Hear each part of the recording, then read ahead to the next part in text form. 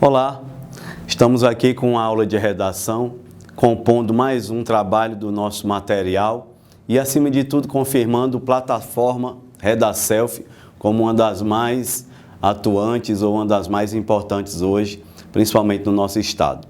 Mas isso é extensivo a qualquer lugar, já que a internet tem essa maravilha, esse fenômeno de unir todo mundo, ok? Então, a redação para o Enem, ela traz alguns desafios.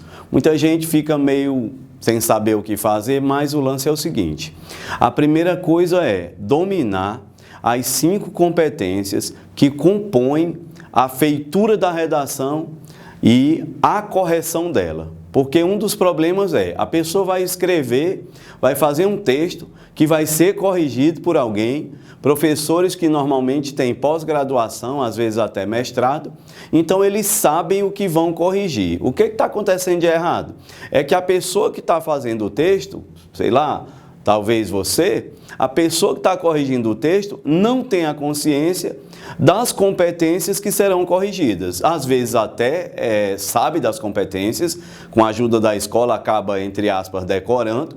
Só que não é isso, a pessoa tem que aprender a executar essas competências no texto e de uma forma tal que quando elas forem corrigidas ou alguém olhar para o texto, não encontre aquilo ali, que é muito do que a gente defende no Redaself. O ato de escrever é um ato extremamente consciente, não é na doida, não é uma coisa espiritual, não é uma mensagem que vem do além, não é nada disso, ok? Então a pessoa senta, elabora um projeto mental de texto, depois transforma num projeto escrito, esquemático mesmo, e acaba o quê? Obedecendo ao que é pedido, dentro da perspectiva do exame. E aí os temas podem ser vários, a gente depois vai falar aqui sobre temas.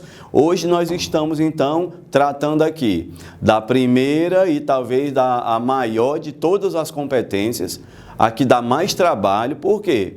Porque a gente acaba ensinando e vocês acabam aprendendo praticamente tudo sobre Enem. Aprendem o gênero artigo, todo mundo aprende a fazer artigo. As pessoas sabem que o artigo tem tema, tem uma tese, tem argumentos que vão confirmar aquilo que a gente defende. É preciso estar amarrando aqueles parágrafos e então essa coesão a gente aprende também. Então, lá no final a gente tem um parágrafo que precisa de uma intervenção, de uma solução. Então, tudo isso acaba dando certo. Qual é a única coisa que mesmo que a gente faça o possível por aqui, talvez não seja totalmente resolvido? É exatamente a competência de hoje. A competência de hoje é a competência que lida com gramática. Imediatamente a gramática e tem sido desde o começo dos tempos em termos de redação, tem sido o grande problema de quem faz redação para vestibular e concurso. Então, essa competência, ela tem a ver não com agora ou ontem, não, gramática tem a ver com a vida inteira do aluno. O nosso aprendizado sobre gramática começa lá quando criança ainda, você bem pequenininho aprendendo a falar e as pessoas vão te ensinando, porque a gente aprende também por imitação. E aí você acaba tendo de alguma maneira um conjunto de saberes ligados à gramática.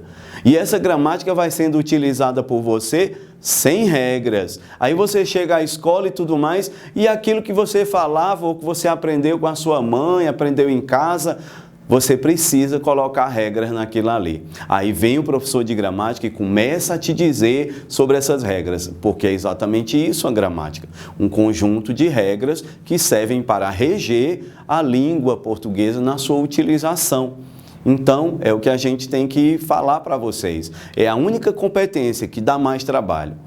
De alguma maneira o aluno acaba tirando 900, 920, 960, o cara vai bem em tudo, mas ele sabe que se ele for desatento, ele pode colocar uma crase no lugar errado, ele pode não pontuar. Então, gramática é um saber que exige uma execução boa, detalhada e, acima de tudo, de muita atenção.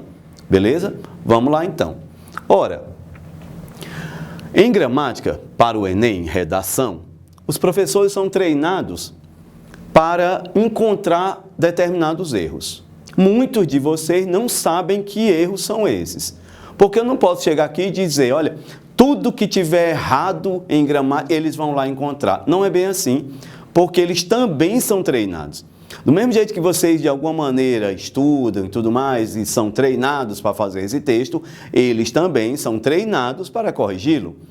Então, tem um encontro desses professores e tal, coordenadores e determinados professores, às vezes eu sou convidado, a gente acaba colocando para os professores o que é corrigido.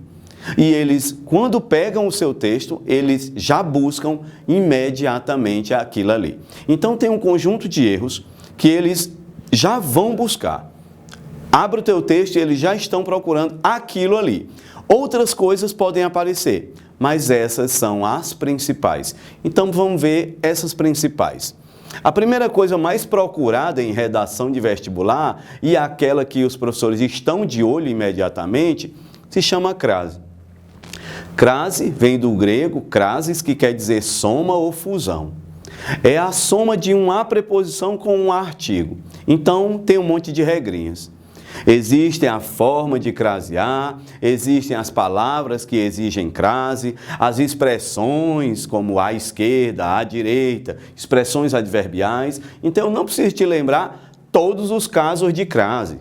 Tem os casos especiais de crase, tem os momentos, por exemplo, em que você não pode usar, por exemplo, entre números. O concurso e a sua inscrição, ele vai de 12 a 15 de abril. Olha, a inscrição vai de 12 a 15 de abril. Esse a pessoa fica se coçando para botar uma crase, mas não tem, porque 12 e 15 são numerais e a ideia é de masculino. Então, tem que lembrar todas essas coisas, beleza. Por isso que é um dos erros mais cometidos em vestibular. E aí os professores estão lendo aqui o seu texto, já vão direto para as situações de crase. Então, observe aqui. Isso leva a pessoa a pensar. Então, isso já demonstra que algo foi escrito antes, tem uma coesão aqui, a gente chama de coesão interna, está ligada a algo que foi dito antes, e a pessoa escreveu que isso leva a pessoa a pensar. Qual é o erro aqui? Foi colocado uma crase diante de um verbo no infinitivo. Não pode de jeito nenhum. Lembra a vocês, esse é considerado o pior erro de crase. A gente sabe que para ter crase precisa ser feminino, mas tome cuidado. Há casos em que a ideia de masculino está ali, mas você pode usar a crase. Quando eu digo assim, refiro-me àquele menino que está sentado. Quando eu digo aquele é a ideia de masculino, tanto que existe aquela. Então, pode olhar, é possível uma crase no masculino. Refiro-me àquele menino, mas é possível fazer a crase com o a inicial dos demonstrativos, como aquele, aquele e aquilo. Então, a gente começa a perceber que é possível até uma crase numa situação de masculino como essa. Mas aqui não. Esta crase, ela é responsável por diminuir a nota, porque não se aceita de forma alguma que a pessoa coloque uma crase diante de um verbo no infinitivo. Então, na hora que os professores percebem isso, aquela redação pode estar tipo assim numa situação de 1000. Ela pode ser 1000, não será mais. Não será mais porque é o tipo de erro inadmissível pela banca. Então, a pessoa vai ficar com 1000 quebrado, encontra-se ali uma vírgula, qualquer coisa, mas você não tira mais 1000 por causa desse tipo de erro aqui, que é considerado gravíssimo, beleza? Então, crase, tenha bastante atenção e, é claro, passe a estudar a crase. Segundo erro mais procurado, concordância. Concordância nominal e verbal. Você tem gramática, você tem aulas de gramática, então você sabe que os casos de concordância normais, você tem a concordância com o mais próximo, você tem a concordância no masculino plural e assim vai. Então, os casos comuns de concordância. De concordância nominal, em que você tem o adjetivo concordando com o substantivo e assim vai. Não é? O substantivo, por exemplo, em função de sujeito, o verbo vai concordar com ele, no masculino ou no singular. Então, os casos normais de concordância. Dê uma olhada aqui, então. O povo não votam com